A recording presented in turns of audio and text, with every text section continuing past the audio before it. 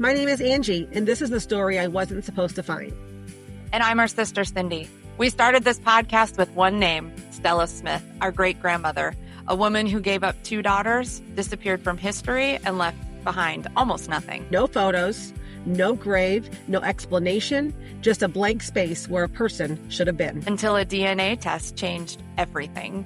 Turns out, Stella Smith wasn't even her real name. Her name was Estrella Suarez. She came to America from Spain as a child.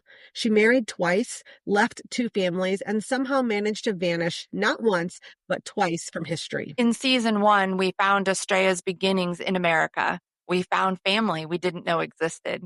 We sat across a table from cousins who'd been looking for the same woman we had from the other direction.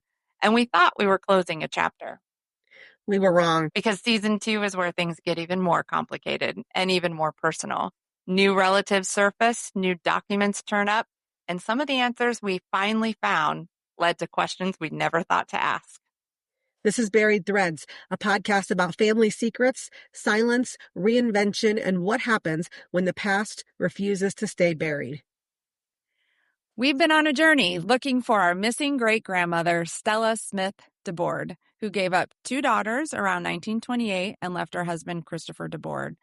Through DNA, we found out Stella was Estrella Suarez, an immigrant from Spain who came as a child, and she lived with her uncle and his family, married Emilio Valdez, had a child named Mary, we call her Mary Rose, and then left them around 1924. We met Mary Rose's son, Paul. Paul is our mom's first cousin. And we met Paul and his wife and some of his sisters last summer.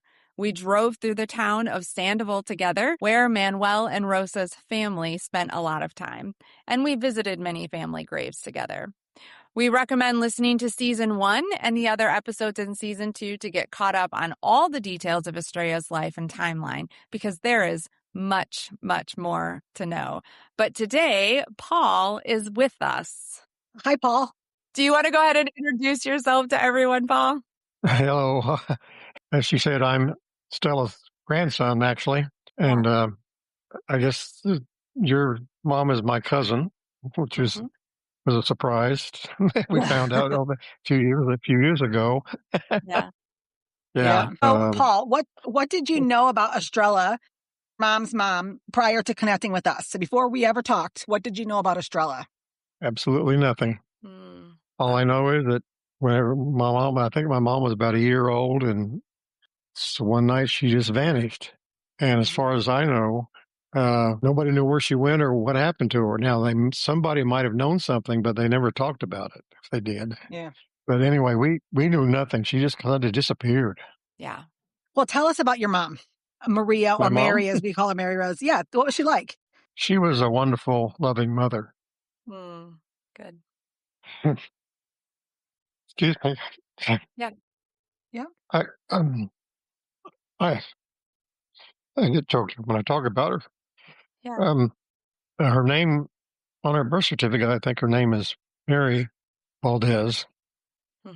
She was basically raised by Rosa and Manuel. And whenever Rosa took her to Catholic school to enroll her in school, they said, well, she's got to have a middle name. And Rosa said, okay, well, just call her Rosa. So that's how she got Rose. She's Mary Rose. But we always knew Mary Rose. That's it. Yeah. Okay. Anyway. She called her Mary Rose, too. Like the family called her Mary Rose. No, actually, Mom. But yeah. Okay. Yeah. It was mostly everybody called her Mary. Most of them knew her by Mary. Okay. Yeah.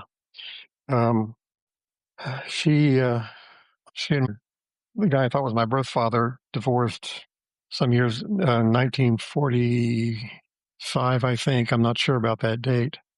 And she married Robert Hustedy, and he was my stepfather. He was actually the only father I ever knew. Okay. And they had 7 children. The youngest one was born while I was in college. So, I was the oldest of 8. Yeah. Were you the only boy? No, there were five boys and 3 girls. Okay. You met 2 of my sisters, Phyllis and Roberta. We call her Bert. Bert, yes. Yeah.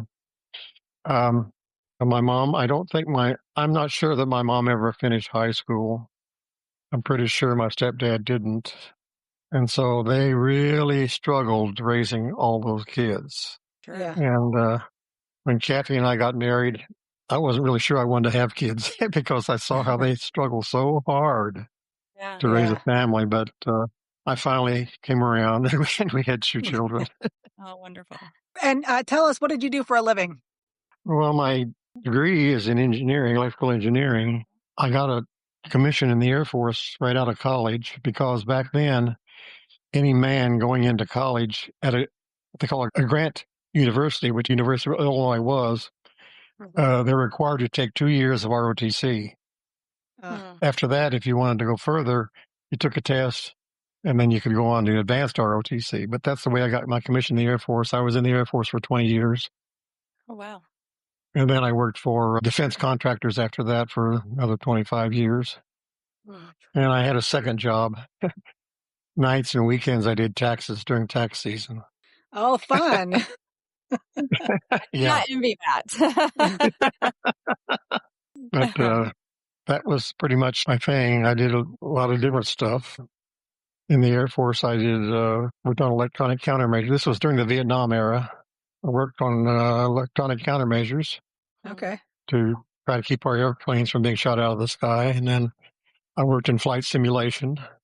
We flew things like the A-10 and the B-1 bomber on a simulator long before they ever started bending metal to make one. And that was really exciting. That was actually my only hands-on job in the Air Force. I actually got to do it. Yeah. The other jobs I had were more like contract monitoring and things like that. But at any rate, Yeah.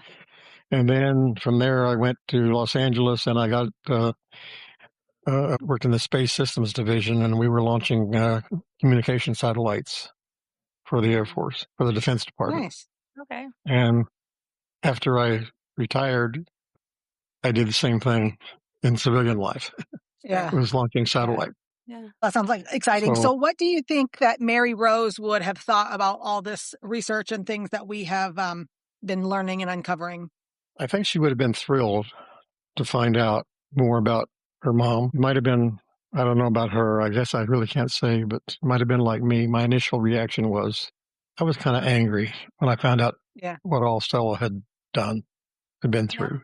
Yeah. Yeah. And as you mentioned, we shouldn't judge. We don't know what her life was like before she came to this country, number one. And I don't know, you might know more, but I don't know much about her life with Manuel and Rosa either. So I've tried to back off of that, but I struggle with it. Yeah. It's fair. There's a lot of emotions. Yeah. Yeah. We are at the place in the story. We feel like we're uncovering some pieces that help us anyways to get a sense of what we think maybe some of the why is, but we still don't understand all the decisions, right? Helps us to get a picture, but it's hard. What do you remember about Manuel and Rosa, who you grew up with as your grandparents? Well, I lived with them as a baby up until I don't know how old I was, maybe 2 or 3, maybe 4 years old. I don't know really. And actually, I don't remember much about that time frame. They tell me that I could speak Spanish like a native because that's what Manuel and Rosa spoke, of course, at home and everything. Right. Yeah. So, and I can still speak un poquito de español, but not much. What I remember most is whenever I was older and was living with my mom and Robert Custody in the summertime, I would go spend a week or 2 with them, and I always enjoyed that.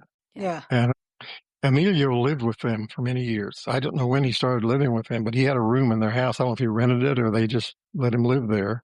And he was always good to me. He would take me to places like we go to a carnival or something that was in town or whatever and things like that. So it was always very nice. We really enjoyed it.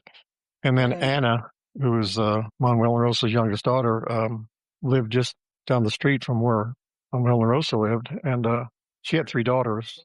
And the daughters and I would get together and play like, little kids. And so it was always that I remember. That's what I remember about them. They were always very loving and very kind to me. And even as we grew up and became adults, same thing. They were always very nice. Yeah. Good. That's awesome. Angie and I were talking before about the recordings we received from Nina. And one of the things that she says is that Emilio, starting in Taylor Springs, Rosa would take in boarders. And that's how they met Emilio. Because young men would come from Spain. They're single. They're here to work, but they wanted to stay with somebody with a Spanish family. And so she would take in young single boarders. That's how they met Emilio. And that's how Emilio and Stella met one another. Yeah. Yeah. And then she would also prepare food. So when they would get their lunch break from the mine, they would all come back to the house and she would have food for all the boarders as well as Manuel, or, serve it to everyone. Wow. Oh my. Yeah. Well, I remember the food. I always loved her food.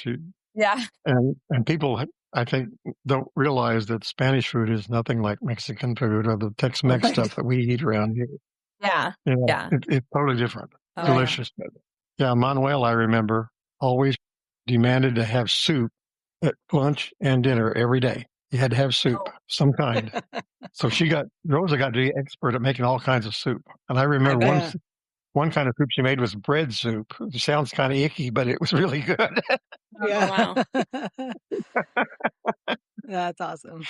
Well, we received this wonderful gift from a family member.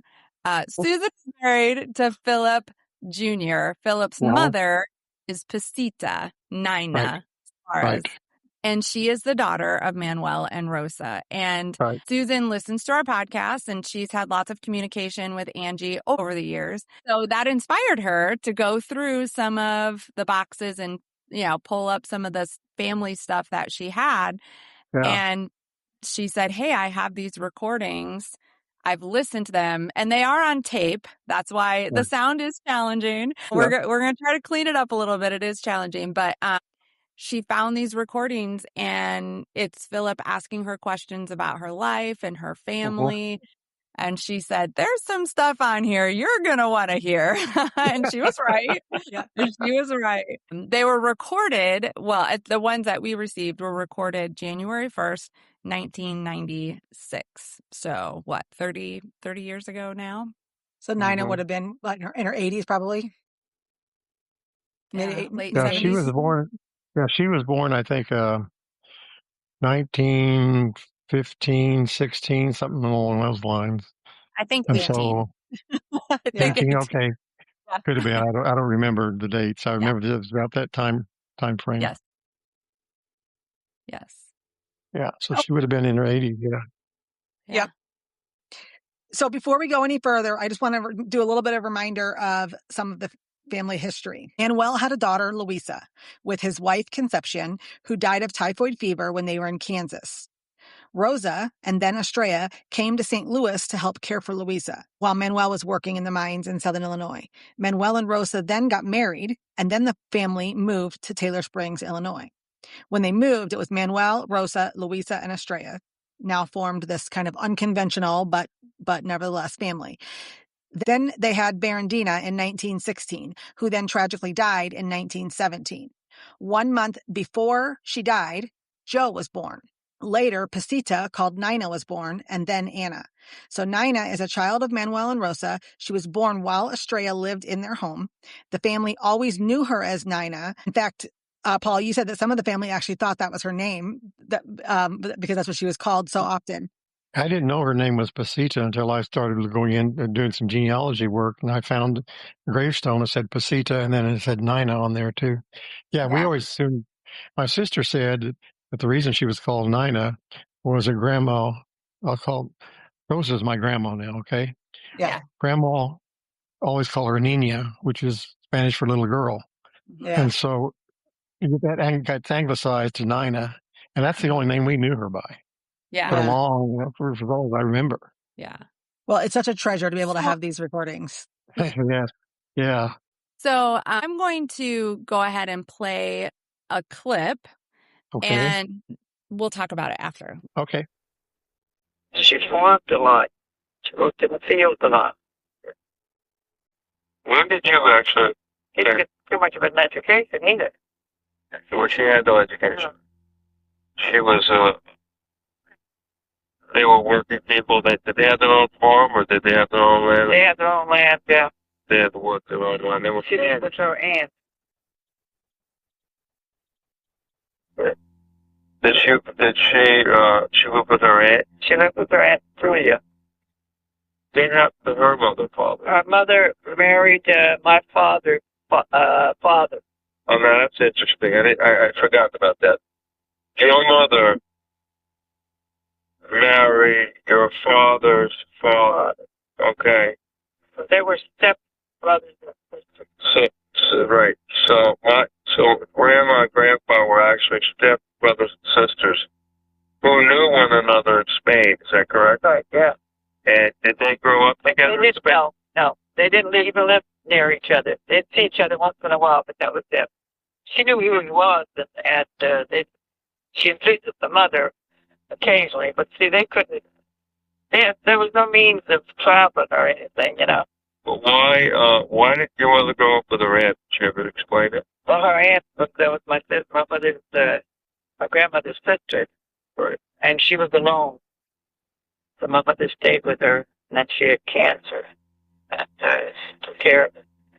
Okay, so she actually stayed. Your mother kind of let your grandmother kind of actually let your mother stay with her sister, your aunt. Because when she married Dad, when her mother married my father's father, he already had Uncle Fred and my dad and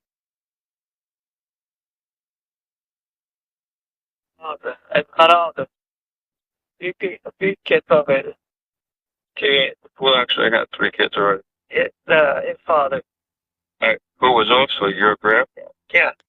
Okay, that's it. That's it for that one. Were you able to understand what she was saying a little bit? A little bit, yeah.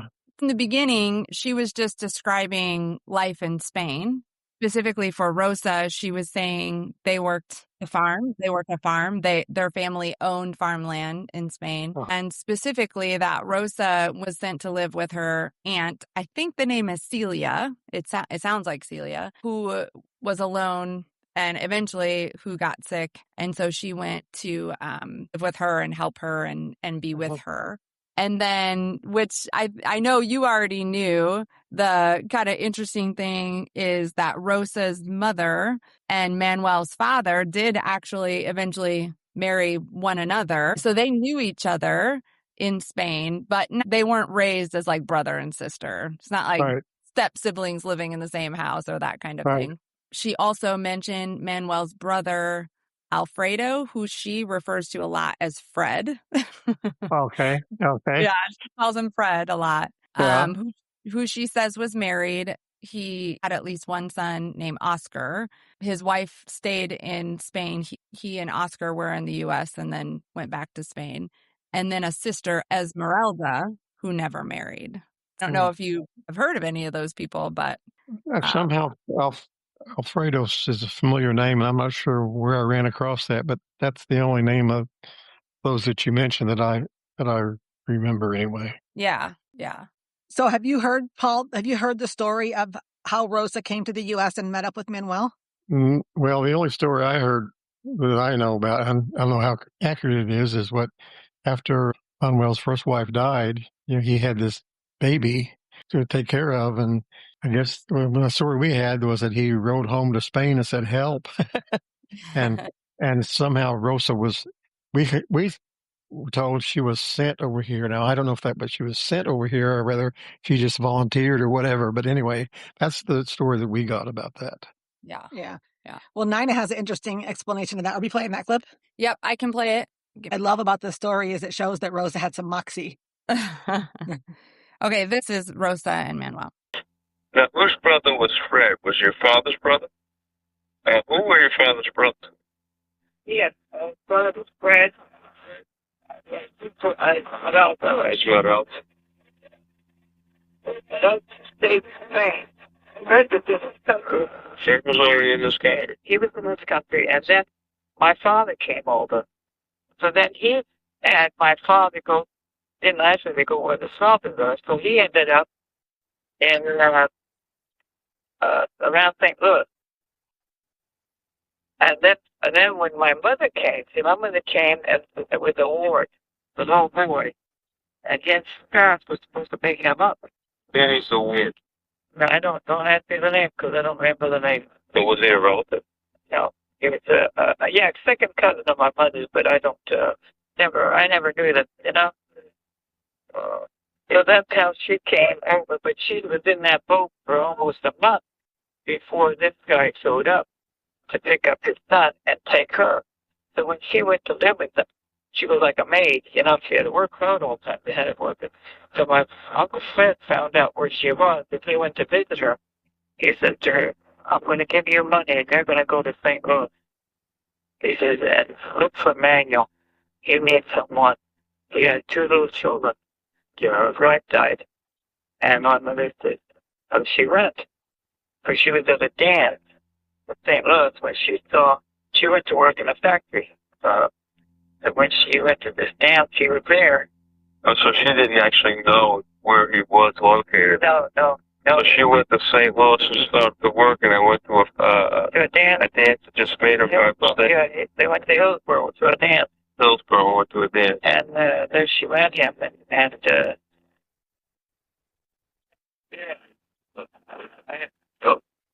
I always felt that was a marriage for convenience, you know. So then she said, so she was married, took care of the girl, and she got home. So a lot of what the story that was passed down, I think a lot of that, the heart of it is true that she did go to help Manuel, but Nina says how she came over was a little different. She says that Rosa came to the U.S. Well, let me say this. On the 1920 census, Rosa is reported as arriving in the U.S. in 1912. So that's always the date that we've held on to of her arrival. And Nina says that Rosa came with a ward, so a young boy who she was, I guess, accompanying. Escorting. And then escorting. And then when she got to the U.S., she had to wait, you know, the parents came to get him, but then also she went to work for them as a domestic worker. Oh, okay. Yeah. I hadn't heard that. And she didn't like it. For whatever reason, I don't know if it was the family or whatever the reason was, she wasn't happy. And so Fred found her and went to visit her and said, hey, Manuel, you know, could use some help. Now, Nina talks about 2 girls. Of course, I'm guessing that's because she grew up believing that both Estrella and Luisa were children of Manuel. So she just probably assumed it was the 2 of them. But what was interesting to us is, so then Rosa says, okay, I'm going to go to St. Louis. And she goes to the area of St. Louis called Carondelet. And she's just like, I'm just going to live here. I'm going to get a job. She got a job at a factory. And it was just like, eventually Manuel and I will cross paths here. and they did, you know, and they did. And so, you know, they got married in 1915 in St. Louis. And then, of course, we know that 1920 census also says that Estrella came in 1913. Yeah. So kind of fun. Yeah. Kind of a fun story. Yeah. Yeah. Estrella didn't come over by herself, did she? She was a young girl. Do we know if somebody came with her? Yeah, she would have had to be accompanied by someone, but I haven't found anything yet. I found a record I was looking at of somebody, I think Cindy or somebody told you, Cindy, to look. I've been looking under the name Estrella, but to look under the name Maria, because a lot of times the name was Maria Rose or Maria Estrella. Right. So I just did a search at Ellis Island just for the name Suarez, and I didn't even put any name in. And, you know, for the right age range and the years, whatever. And there was a record that popped up of a Maria. What was interesting about it is it said that the woman she was traveling with was her mother, but the mother did not share a last name with her at all. Right. So the girl was Maria Suarez.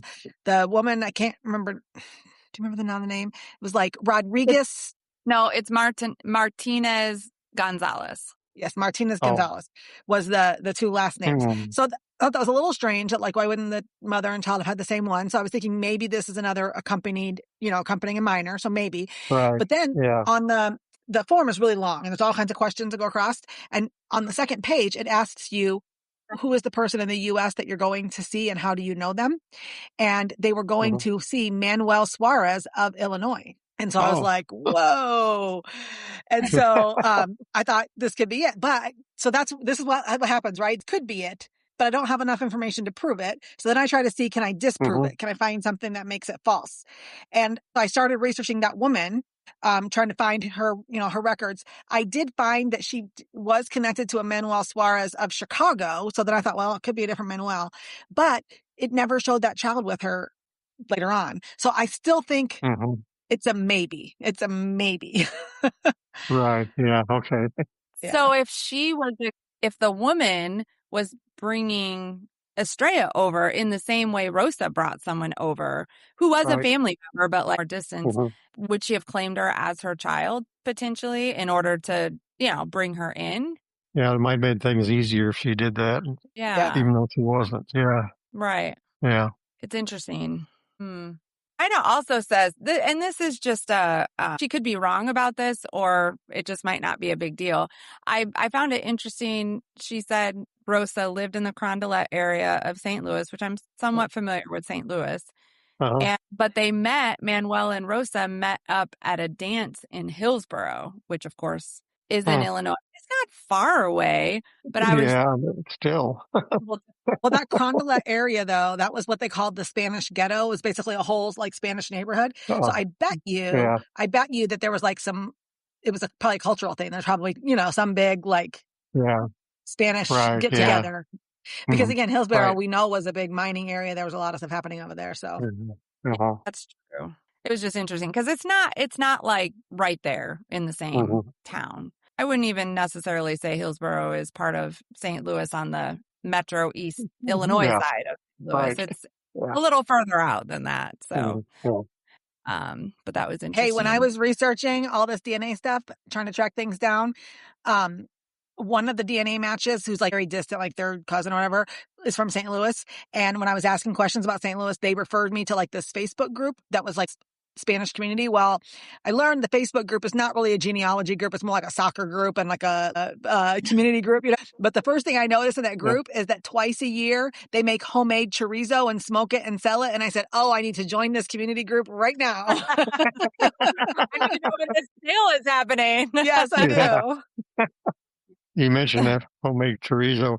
I remember Grandma Rosa, where they lived, they had a little shed out in the back. And she made something, it sounds terrible, but she made something she called blood sausage. She smoked it in that shed, and it was really good. I've heard of blood sausage before. I've heard it's good. I have too. That's awesome. So there are a couple of other things. One, we just wouldn't have time to listen to all the clips, but there are sound issues. So I just pulled out some other things. I mean, you know how it is. You're having a conversation with someone. At one point he asks Nina, "Tell me about your brothers and sisters," and she'll start talking, and then she'll like get distracted. So there's lots of information sprinkled throughout all of the recording. But so I just pulled out a couple of interesting things. Maybe some of these maybe some you don't know. But one is that Joe, her brother Joe, was a Golden Glove boxer. No, I didn't know that. No, I didn't know that. Yep. Won like an Illinois-wide award, right? Yeah, like in Chicago or something. That's what she said. So I know he was I remember a big guy and husky, but I didn't know he was a boxer. That's what she said. She was talking about names. They were talking about family traditions, that they celebrated the saints' days that were the same as family members' names. Oh, okay. So like celebrate the birthday and then they would celebrate the saint's day. And he said, her son said, well, Sita, that was not a saint. And she said, yeah, I never knew why my mom named me that. And and he said, well, it means peace. Did you know it means peace? And she said, oh, I didn't know that. Now, for Angie and I, listening in a different context, we had just learned about Berendina passing away, which would have been just a month after Joe was born. So Pasita would have been the next baby. She would have been the next child and a girl. Yeah, born after Berendina's death. So I thought, well, maybe that has something to do, with peace. Maybe at peace, having the, the child safely with her. Thought that was kind of sweet too. Mm-hmm. She also Yeah. said that the family moved around a lot more than we originally thought. And so I have talked about Taylor Springs because the 1920 census, that's where it shows, like family on there. It shows, Right. Estrella and Emilio and all that. But she actually said that the mine closed in Taylor Springs, and Cindy did some research. It didn't actually close that year, but this is like 21, I think, something like that. But there was a strike. And so there wasn't work because of the strike that was happening. Oh, and so when it happened, yeah. that they moved to another town called Hegler, which became very interesting. And I don't think we've shared any of this with you, Paul, yet. But anyway, so they moved to Hegler, and actually Hegler was where they were living when Estrella disappeared, not in Taylor Springs. Oh, really? And yeah. Okay, I didn't know that. Yeah, and she said that that they lived in two different houses, and that the back doors were like catty corner from each other between Manuel and Rosa's house and Estrella and Emilio's house. So Hegler, I'm thinking, Hegler, what is Hegler? And I look it up. Well, here's what gets really, really interesting. Hegler is a little tiny town outside of Danville, Illinois. Now, I don't know if you remember, but Danville's a really important location in the story, because if you remember that Christopher, the wandering soldier or wannabe soldier, had a well-documented and frequent travel path between Springfield and Danville, because Danville had a veterans home. So I'm like, okay, wait a minute. Ding, ding, ding. This is where their paths crossed. And also, I looked it up. So Hegler is like straight south, or maybe a little bit south and a little bit west of Danville. And the veterans home is south and a little bit east. And it's only about 1.5 miles between the veterans home and between their home. Now, again, how their paths crossed, who knows? But chances are this is where they met. Right? But the other interesting thing is, they were boarding. I don't know if Estrella was doing boarding, but Nina talks about for sure that Rosa was doing the boarding there. So it makes you wonder, if Christopher was a wanderer, wandering through, did he go and stay there for a night? Is that how he first got introduced to the family, or did he meet him in another way? I don't know, but surely that is where their paths crossed. Oh, that's interesting. Yeah, didn't know anything about that. Yeah, she also said that Estrella left when Mary was 2, which is older than we thought. Yeah, I didn't realize it was 2. Yeah. Yeah, it's a little older. And so if we put it all together with the geography and the timeline, it would make a lot of sense that, and I think this is kind of what the family believed anyway, based on what Nina said, but it would kind of make sense that she and Christopher probably ran off together. That's probably what happened. Yeah. Okay. Yeah. Not so much that she ran off and met Christopher somewhere, but that they met first and then ran off together. Yeah. Okay, well, that's interesting. Yeah, and it kind of answers the question of how did she do it? Like, not a lot of resources, not super safe. But Christopher was very adept at that life.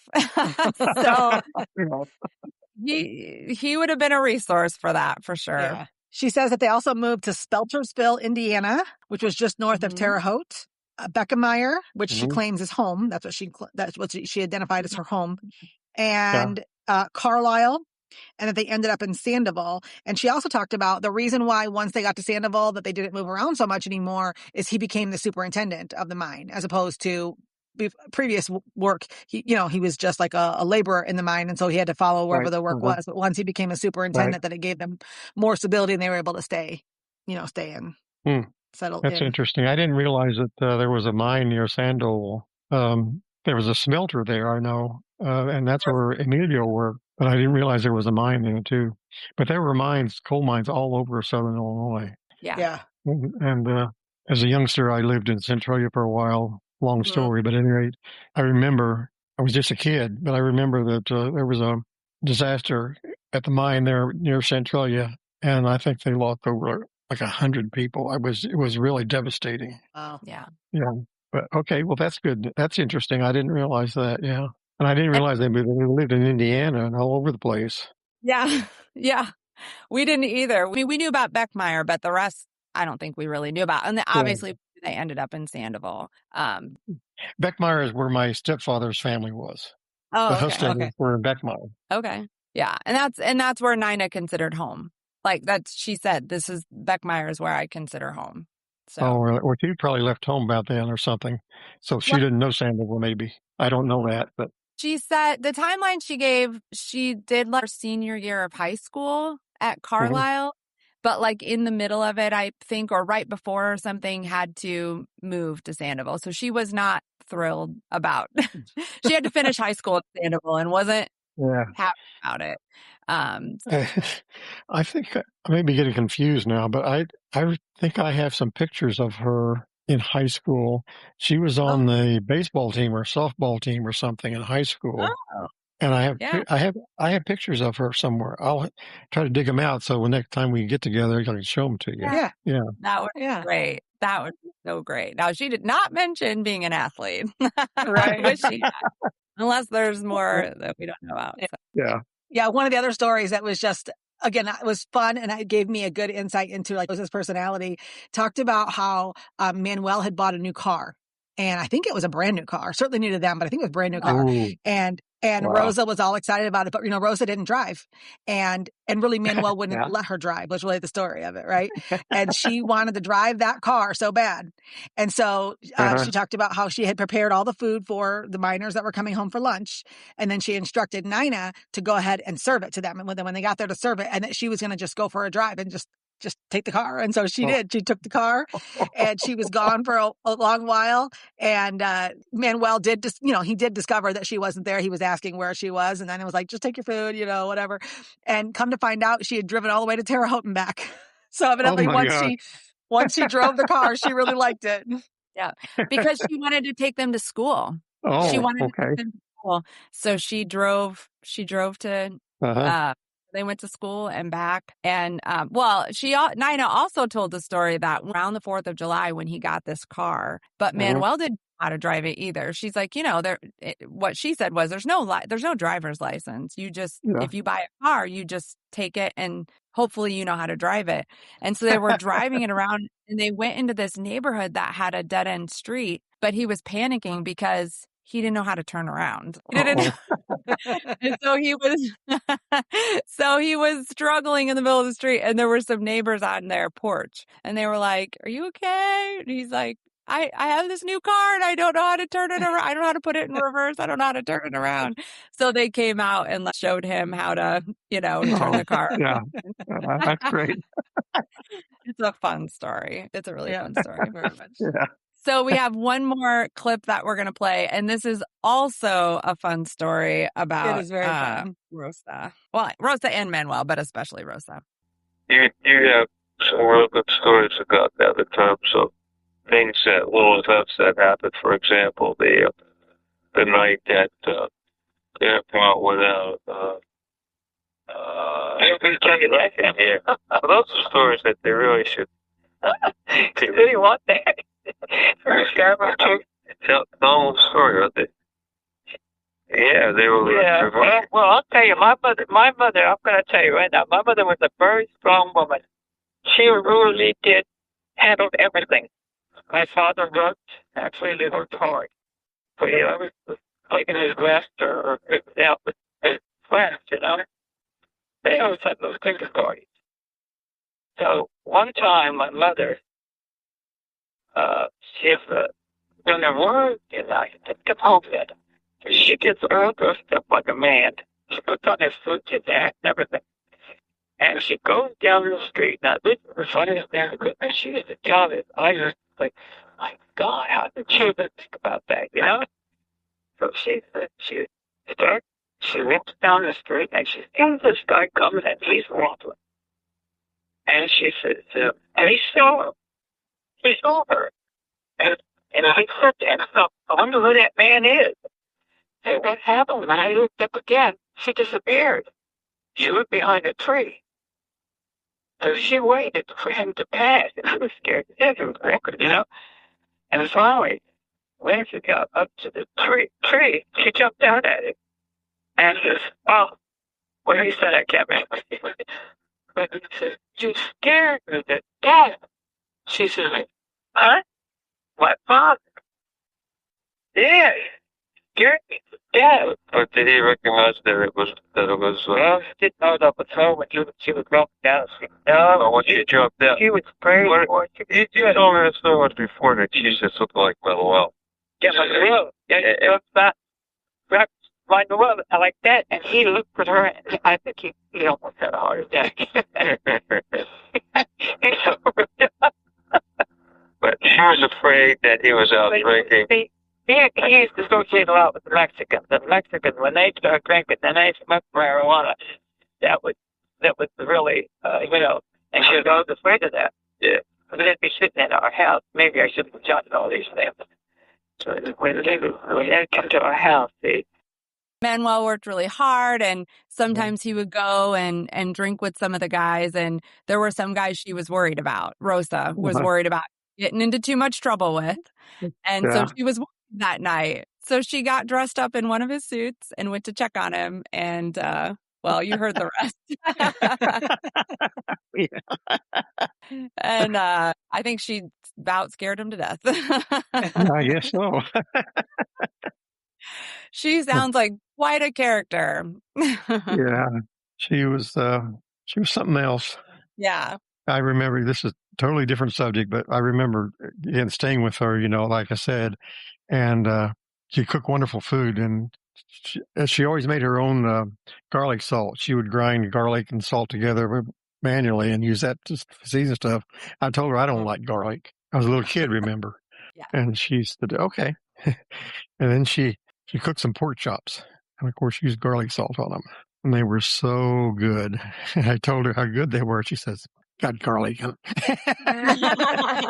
She tricked me. Yeah. I guess I do like garlic. Yeah. Oh, that's so great. Well, you now know about the other families that your grandmother Estrella had. You've met our mom, Chris, and you met Terry, who are your first cousins, and we all stood together at Estrella or Wilma's grave. You were brave enough to respond when I reached out about our DNA connection. I had no idea how you were going to respond, but I'm so thankful that you did. You were gracious enough to meet with us and to stick with us on this journey, and it has been a long journey. What do you think about all this? Well, number one, I am absolutely amazed at the amount of information you guys have dug up. It's just incredible. And I really, really appreciate that you did it. I thank you very much for that. There's so much family stories that we lose, and I'm so glad that we were able to dig up some of those stories anyway. But all I can say is thank you, thank you, thank you. It's important that those stories don't get lost. Yes. Do you think there's going to be any more surprises for us to discover about Estrella? Oh, absolutely. I'm sure there are a lot of surprises left out there somewhere. Better not say no, because the minute we say no. Well, spoiler, there definitely are. We're working to verify some things right now, but if it's correct, you just won't believe it. What would you want future generations to know? Our children and their children. What should they know about our family and about our story? I don't really know.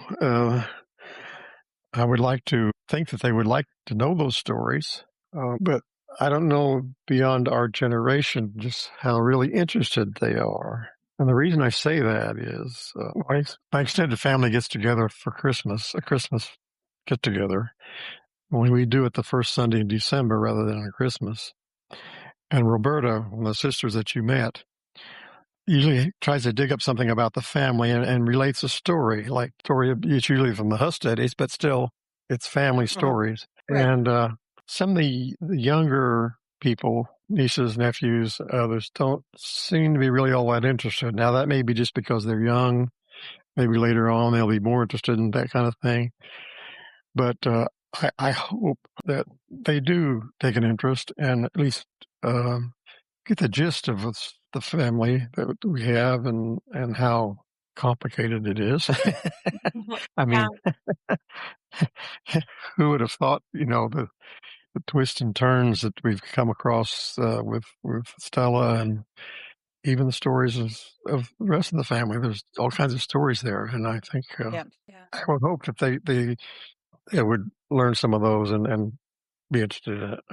Yeah. Whether we know it or not, our history and our family's history has an imprint on who we are as people, and who we are as parents, and who we are as children. And so, right. There is an importance in recognizing that and understanding where we come Right. from and where we want to go. Mhm. And we've Right. talked before about kind of the generational curse in some areas, right? It's not all bad, right? And wanting to break that generational curse in some patterns or some behaviors. And that's obviously an important piece. But also celebrating the good times and the good stories and having those connections together. Well, Right. we thought we were getting close to the end of the story, but we're not. There are adoption files that are sitting in a courthouse today. Oh, yes. That ought to be interesting to read. Yeah. It is going to be very interesting. And we are waiting for a judge to decide whether or not we can see it. We've uncovered some Mhm. clues about Florence's life that we're researching now. Yeah. Great. Yeah. And there's always the question about Estrella. Have we put together the whole picture? Probably not. Well, I'm still very interested in this Scott story. Yes. There's got to be more there that Yes. would find out something about him and her. Yes, this mystery man named Walter. And we Yeah. are also hunting him down as well. Well, not him, but the information. Right. We are hunting Right. down that. Yeah, sure. Yeah. Well, let's not forget about Christopher. Oh, Christopher. There's so much more to learn about him as well. Oh, yeah, Yeah. that's true. Yeah. Yeah. So there's a lot more out there, but for now, until our next episode, we're going to keep pulling those threads. Some may lead nowhere, but one of them might change everything. Oh, Again. yeah. Yes. Thank you guys for everything you've been doing. It's really great. Yeah. Thank you. Thank you for being willing to join us on this crazy ride. Thanks for listening. If you're walking your own search through DNA, silence, or a name you can't quite place, you're not alone. If you want to go deeper on this story, you can find us on Substack at buriedthreads.substack.com. That's where we release every episode, along with documents, photos, and the kind of details that don't always make it into the audio. You can also find and follow us on Spotify, Apple Podcasts, and YouTube. And if you haven't yet, subscribing or leaving a review makes a real difference in helping other people find us. For more photos, recap videos, polls, and the occasionally chaotic behind-the-scenes moments, find us on Facebook and Instagram. We're at Buried Threads. And if something we've shared has stirred something in your own family story, we really do want to hear it.